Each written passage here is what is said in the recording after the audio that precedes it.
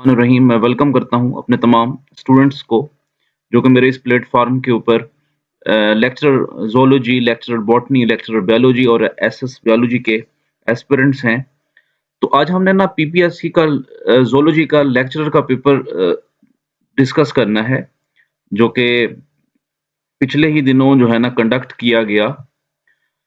तो इसमें हमारे पास सबसे पहले हम बात करते हैं क्वेश्चन नंबर 1 की। क्वेश्चन नंबर 1 है हमारे पास कि name the amino acid which is lost in cystic fibrosis. कि आपने ये बताना है कि अमीनो एसिड वो कौन सा अमीनो एसिड है जो सिस्टिक फाइब्रोसिस की वजह बनता है या सिस्टिक फाइब्रोसिस में जिसका लॉस हो जाता है। बेसिकली आपको सिस्टिक फाइब्रोसिस के बारे में पता होना चाहिए, जो कि हमारे पास जो सिस्टिक फाइब्रोसिस होती है, सिस्टिक फाइब्रोसिस एक जेनेटिक प्रॉब्लम है। और इसमें ये होता है कि हमारी जो ट्रांस मेम्ब्रेन कैरियर प्रोटीन्स होती हैं वो जो है ना ठीक तरीके से बन नहीं पाती, वो ठीक तरीके से उनकी फॉर्मेशन नहीं होती और जब उनकी डेवलपमेंट नहीं होती, तो मूवमेंट ऑफ जो आयन्स होते हैं वो नहीं होती। जब मूवमेंट ऑफ आयन नहीं होगी तो हमारे जो लंग्स हैं, लंग्स की जो ट्यूब्स हैं, वहाँ पर म्यूकस जमा हो जाएगा और इसी तरीके से बॉडी के डिफरेंट एरियाज़ में इवन के डाइजेस्टिव ट्रैक्ट में की जो नालियाँ होती हैं, जो ट्यूब्स हैं, उनके अंदर भी म्यूकस जमा हो जाएगा और उसका नतीजा ये निकलेगा कि हमें जो है ना साँस लेने में और डिफरेंट जो है ना हमें डिसीज़ेज़ का सामना करना पड़ेगा। तो सिस्टिक फाइब्रोसिस जो है ना, इसका ट्रीटमेंट अभी तक मुकम्मल तौर पर तो नहीं इंट्रोड्यूस कराया गया, लेकिन जेनेटिक थेरेपी के ज़रिए हम इसको सिस्टिक फाइब्रोसिस का ट्रीटमेंट करते हैं। तो इसमें हमने ये बताना है कि वो कौन-सा अमीनो एसिड है जिससे सिस्टिक फाइब्रोसिस होती है। तो उसमें हमारे पास पहला ऑप्शन है मेथियोनीन, दूसरा है हमारे पास एलानीन, इसी तरीके से तीसरा हमारे पास फिनाइलएलानीन और फिर है हमारे पास ग्लाइसिन। तो इसका ऑप्शन हमारे पास सी जो है ना वो दुरुस्त जवाब है, फिनाइलएलानीन। तो ये फिनाइलएलानीन की वजह से जो है ना ये डिज़ीज़ अकर होती है कि फिनाइलएलानीन जब प्रेज़ेंट नहीं होता तो वो हमारे पास प्रोटीन्स नहीं बन पाती, ट्रांस मेम्ब्रेन कैरियर प्रोटीन नहीं बन पाती। जब ट्रांस मेम्ब्रेन कैरियर प्रोटीन नहीं बनेगी तो सिस्टिक फाइब्रोसिस की तरफ जो है ना कोई भी शख्स जो है ना वो जा सकता है और इससे जो है ना न्यूमरस रेस्पिरेटरी डिसऑर्डर जो है ना वो डेवलप होते हैं। इसी तरीके से क्वेश्चन नंबर 2 है कि लिविंग डैश आर स्केललेस। इनमें से हमने ये बताना है कि वो कौन-सा ऑर्गेनिज़्म है जो स्केललेस है। तो इसमें नंबर 1 है हमारे पास हैग फिश, नंबर 2 है हमारे पास शार्क, इसी तरीके से बोनी फिश और ओस्ट्राकोडर्मस। ये एक डिफरेंट जो है ना एक टर्म है। तो इसमें जो है ना हमारा जो करेक्ट ऑप्शन है वो है हमारे पास हैग फिश। तो हैग फिश जो है ना वो हमारे पास इसका करेक्ट ऑप्शन जो है ना वो हैग फिश है। शार्क के ऊपर भी स्केल्स होते हैं, बोनी फिश के ऊपर भी हमारे पास क्या होते हैं, स्केल्स मौजूद होते हैं। तो हैग फिश हमारे पास एक ऐसा ऑर्गेनिज़्म है जिसके ऊपर स्केल्स मौजूद नहीं होते। तो इसका जो करेक्ट ऑप्शन होगा वो हमारे पास हैग फिश। इसी तरीके से क्वेश्चन नंबर 3 की तरफ हम चलते हैं। क्वेश्चन नंबर 3 में in the membranes skeleton dash sheath surrounds the central nervous system. Central nervous system को कौन सी जो है ना वो शीथ जो है ना उसको प्रोटेक्ट करती है, उसको कवर करती है। तो इसमें हमारे पास 4 ऑप्शन दिए गए हैं, पेरीन्यूरल, पेरीन्यूरियम, इसी तरीके से पेरिटोनियम और पेरिकोन्ड्रियम। तो सबसे पहले अगर मैं आपको बात बताऊँ तो हमारे पास ऑप्शन सी पेरिटोनियम, ये तो बिल्कुल डिफरेंट है। इसकी मेम्ब्रेन जो है ना वो आप जानते हैं कि ये तो एब्डोमिनल कैविटी के साथ अटैच होती है, लिहाज़ा ये तो हमारे पास हो भी नहीं सकती। इसी तरीके से आप ज़रा डी पर आएँ तो डी भी हमारे पास ऑप्शन ठीक नहीं है, पेरिकोन्ड्रियम, बस पेरिन्यूरियम, ये हमारे पास इसका करेक्ट ऑप्शन है। पेरिटोनियम भी नहीं हो सकता, पेरिकोन्ड्रियम भी जो है ना वो हमारे पास इसका ऑप्शन नहीं हो सकता। इसी तरीके से क्वेश्चन नंबर 4 है कि कैल्मोडोलियन, ये एक सिस्टोलिक साइटोसोलिक प्रोटीन है, कैल्मोडोलियन। कैल्मोडोलियन एक प्रोटीन जो कि हमारे पास सेल के अंदर प्रेज़ेंट होती है। इसका मैं आपको काम बताता जाऊँ। इसका काम ये होता है कि ये कैल्शियम का जो लेवल होता है हमारे सेल के अंदर, ये उसको कंट्रोल करती है, उसको जो है ना ये डिटेक्ट करती है, उसको चेक करती है। इसको हम कैल्मोडोलियन कहते हैं।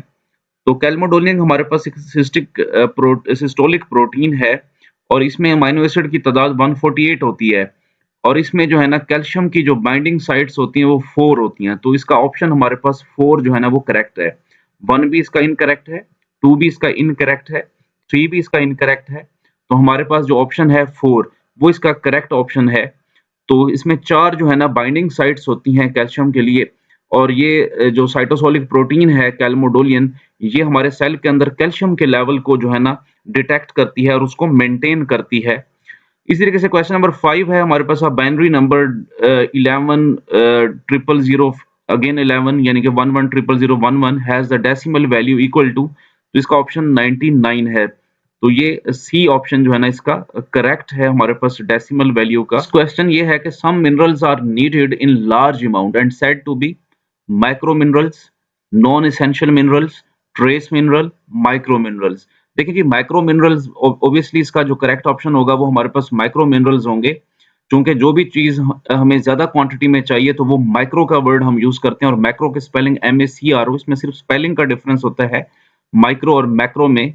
जो लार्जर क्वांटिटी में जो चीज़ रिप्रेजेंट होती है वो MA से और जो सबसे कम होती है वो हमारे पास MI से। इसी तरीके से नॉन एसेंशियल ये भी टोटली इररेलेवेंट ऑप्शन है। इसी तरीके से ट्रेस मिनरल भी लिटिल अमाउंट को कहते हैं।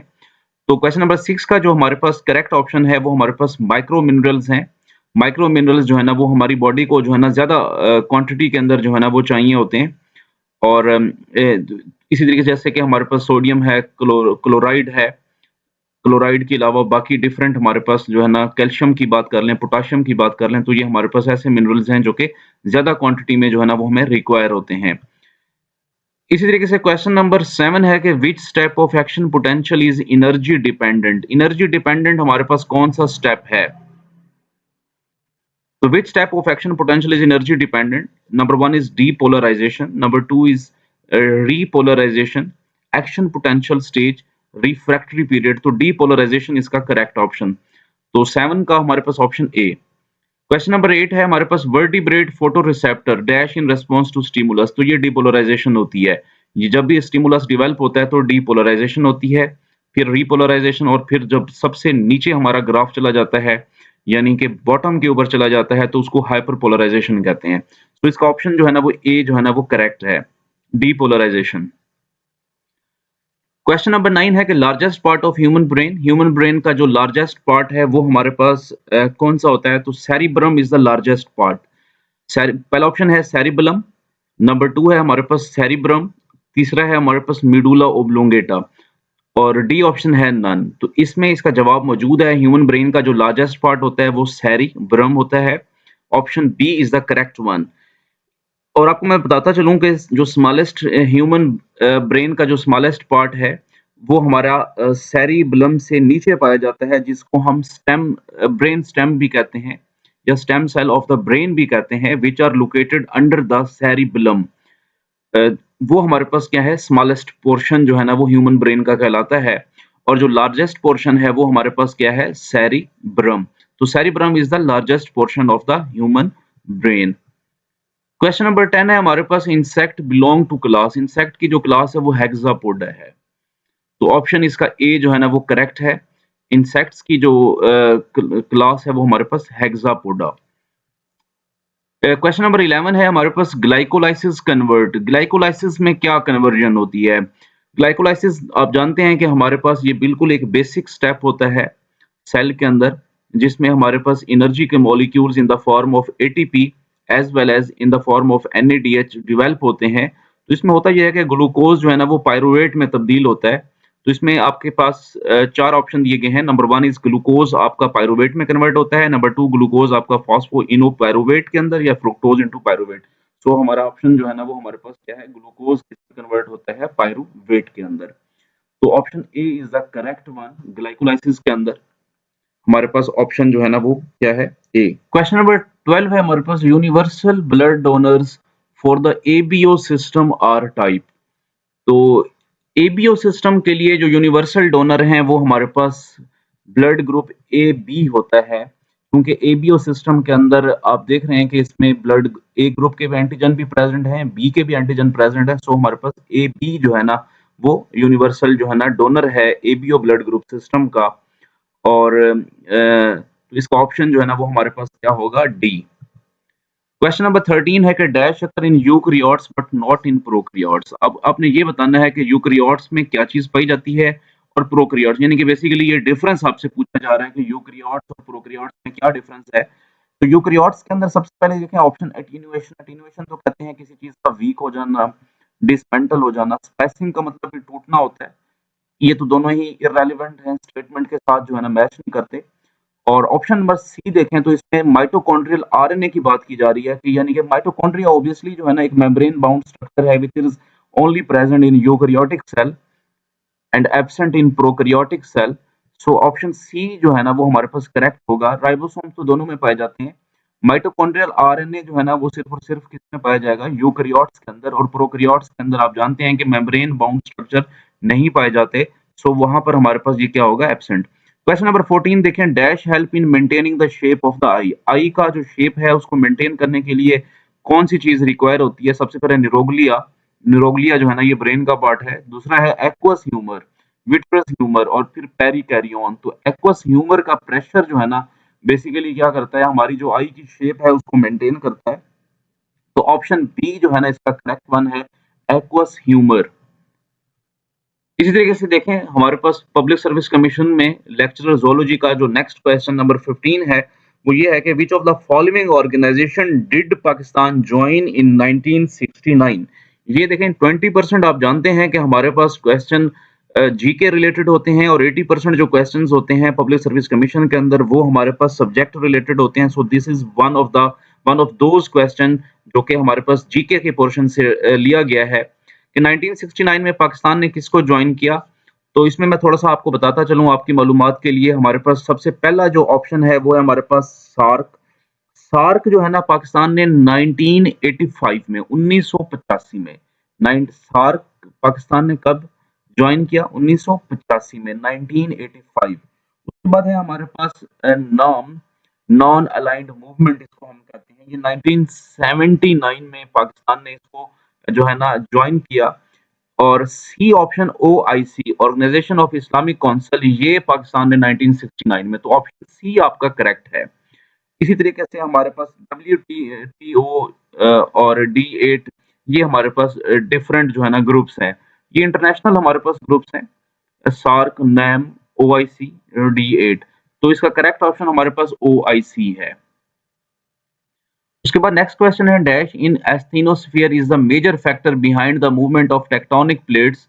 Number 1 is thickness of crust, number 2 heat conduction, heat convection, temperature of inner core differentiation. तो इसका करेक्ट ऑप्शन हमारे पास हीट कन्वेक्शन है। हीट कन्वेक्शन में ये होता है कि हमारे पास जो लैंड होती है उसके ऊपर जो है ना अंदर से एक प्रेशर डेवलप होता है जो क्या कर जो मतलब एक वेव्स पैदा होती हैं कन्वेक्शन के दौरान, जो कि सॉइल को, जो कि अर्थ की क्रस्ट को, एस्थेनोस्फीयर को जो है ना वो टेक्टोनिक प्लेट्स जो है ना उसकी मूवमेंट का बाइस बनती हैं।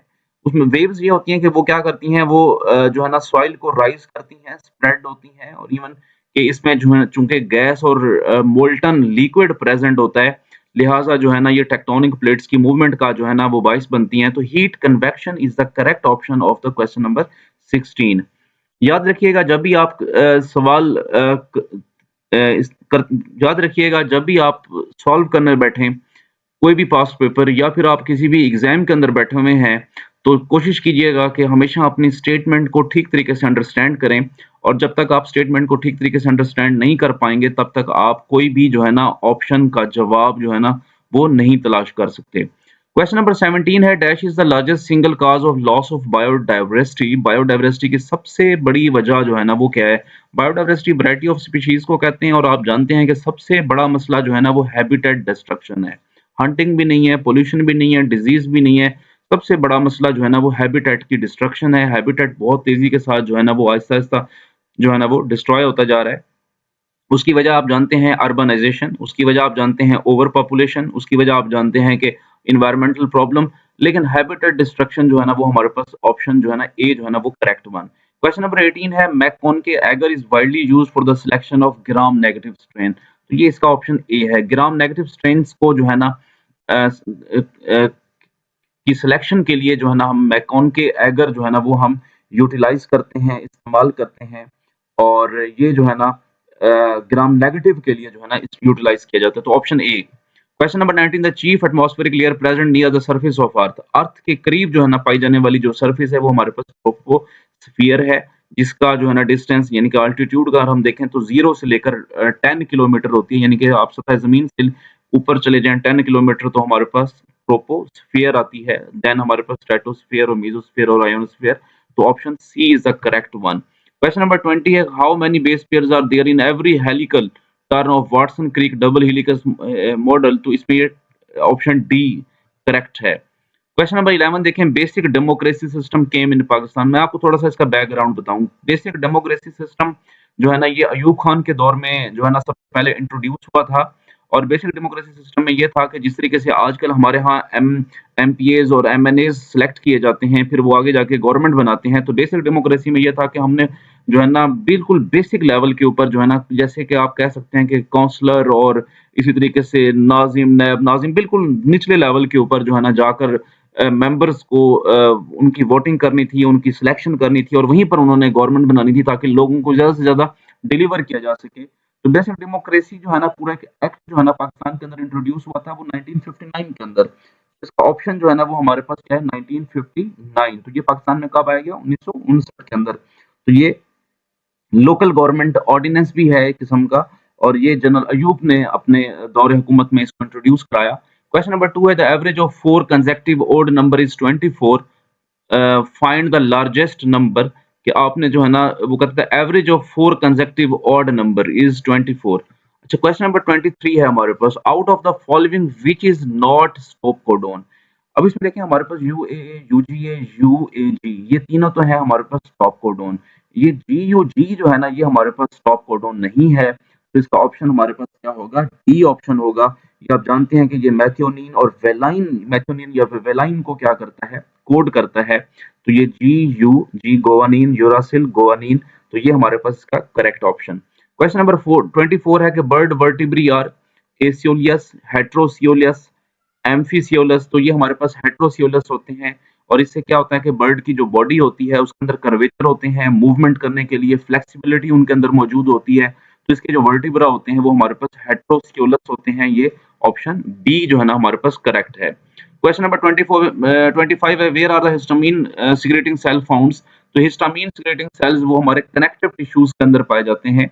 Number 1 nervous tissue, number 2 connective tissue, number 3 areolar tissue. तो ये हमारे पास कनेक्टिव टिश्यू के अंदर पाए जाते हैं। Option B is the correct one. Question number 26 है कि during meiosis when does synapsis occur. Synapsis कब होती है? सिनेप्सिस जाइगोटीन में होती है, और ये प्रोफेज 1 यानी कि प्रोफेज 1 का जो है ना एक हमारे पास स्टेज होती है जिसको हम क्या कहते हैं? जाइगोटीन कहते हैं। तो जाइगोटीन के अंदर जो है ना हमारे पास क्या होती है?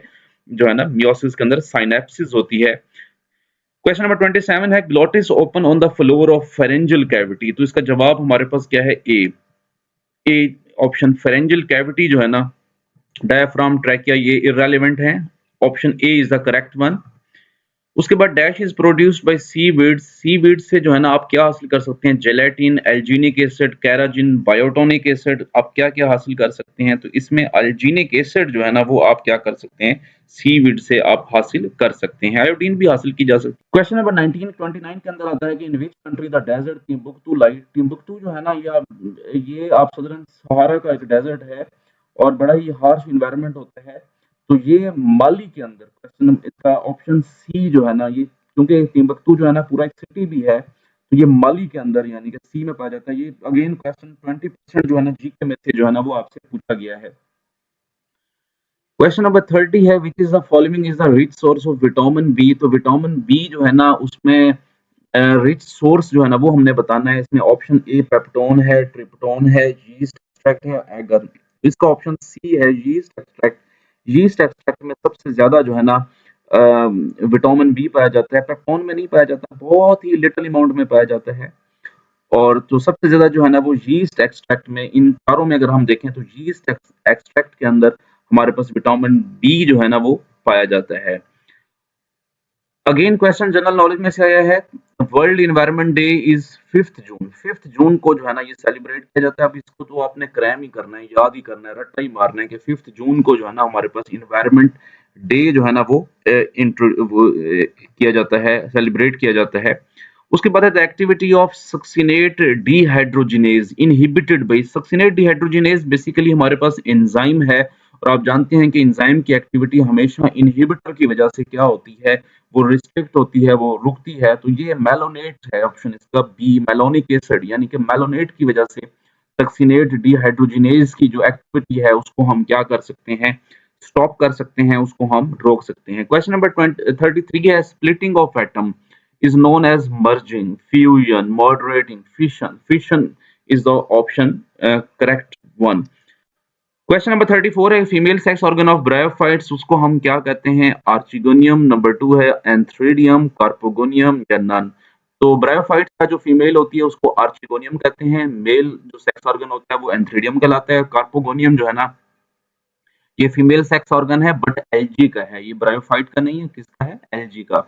खासतौर पर हम इसको जो है ना कार्पोगोनियम को रेड एलजी में जो है ना के सिनेरियो में जो है ना हम इसको ज्यादा जो है ना डिस्कस करते हैं। तो आर्चिगोनियम जो है ना वो ब्रायोफाइट्स का फीमेल रिप्रोडक्टिव स्ट्रक्चर है। क्वेश्चन नंबर 35 है, विच of the following is the example of gram negative bacteria. तो ग्राम नेगेटिव बैक्टीरिया में सबसे पहला है लैक्टोबैसिलस। लैक्टोबैसिलस भाई सीधी सी बात है, लैक्टोबैसिलस जो है ना ये ग्राम पॉजिटिव बैक्टीरिया है।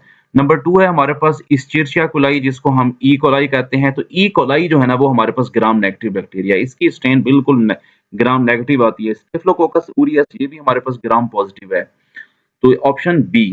क्वेश्चन नंबर 36 है, रूबिस्को कंटेंट ऑफ क्लोरोप्लास्ट वो कितना है हमारे पास। रूबिस्को का जो कंटेंट होता है क्लोरोप्लास्ट के अंदर वो 16%, 16% जो है ना हमारे पास क्या होता है, रूबिस्को जो है ना पाया जाता है। वैसे ये 15% से लेकर 40% तक जो है ना रूबिस्को एग्जिस्ट करता है। ये एक एंजाइम है, प्रोटीन है जो क्लोरोप्लास्ट के अंदर पाई जाती है। और केल्विन साइकिल जो है जिसको हम C3 साइकिल कहते हैं उसको जो है ना कैरी ऑन करने में ये इन्वॉल्व होती है रूबिस्को। इसी तरीके से हमारे पास है क्वेश्चन नंबर 37 कि find a mismatch polymerase, tag polymerase, template, double stranded DNA, primer, oligo nucleotide. D non. तो पॉलीमरेज जो है ना वो हमारे पास टैग पॉलीमरेज, बिल्कुल ये ठीक है। टेम्पलेट, डबल स्ट्रैंडेड डीएनए, ये डीएनए के अंदर डबल स्ट्रैंड बिल्कुल पाई जाती है। प्राइमर, ओलिगो न्यूक्लियोटाइड और जो हमारे पास डी है वो ना। क्वेश्चन नंबर 38 है, dash leads to the formation of canal system in sponge. Sponge के अंदर जो है ना inner wall folding, gastrovascular system, porous wall, reproduction. तो गैस्ट्रोवास्कुलर जो सिस्टम है यानी कि इसमें तो स्पॉन्जेस बेसिकली तो हमारे पास में पोर्स बहुत ज्यादा होते हैं, तो उसके अंदर फोल्डिंग वाली वॉल्स होती हैं जो कि गैस्ट्रोवास्कुलर सिस्टम का भी हिस्सा होती है। यही जो है ना क्या कर रही होती है, कैनाल सिस्टम को बना रही होती है। फिर है हमारे पास क्वेश्चन नंबर 39 जो कि कंप्यूटर सेक्शन से आपसे पूछा गया है। उसमें हमारे पास सवाल ये है कि ये जो हमारे पास BIOS यानी कि बेसिक इनपुट आउटपुट सिस्टम, इसको अगर हम देखें तो ये बेसिक, बी से बेसिक, आई से इनपुट, ओ से आउटपुट और एस से सिस्टम। ये एक हमारे पास सिस्टम है, वो कहता है इसको स्टोर कहाँ किया जाता है। Number 1 is hard disk, number 2 is RAM, number 3 is flash और डी इज नन। तो हार्ड डिस्क में नहीं होता, ये नन इसका ऑप्शन है क्योंकि ये रैम में भी नहीं होता, हार्ड डिस्क में भी नहीं होता, फ्लैश में भी नहीं होता, ये बेसिकली रोम में होता है। तो इसका ऑप्शन जो कि चिप के ऊपर जो है ना वो प्रेजेंट होती है, रोम के ऊपर होता है, तो लिहाजा ये इसका ऑप्शन डी जो है ना वो करेक्ट है। क्वेश्चन नंबर 40 है कि interferon is made up lymphocyte, lymphoblast, fibroblast. C option जो है ना वो हमारे पास करेक्ट है। तो यहाँ मैंने इसका इज करेक्ट वन। जो वीडियो होगी उसमें हम जो है ना बाकी जो है ना इस क्वेश्चन को सॉल्व करेंगे। होपफुली कि आपको जो है ना ये डिस्कशन जो है ना वो अच्छी लगी होगी।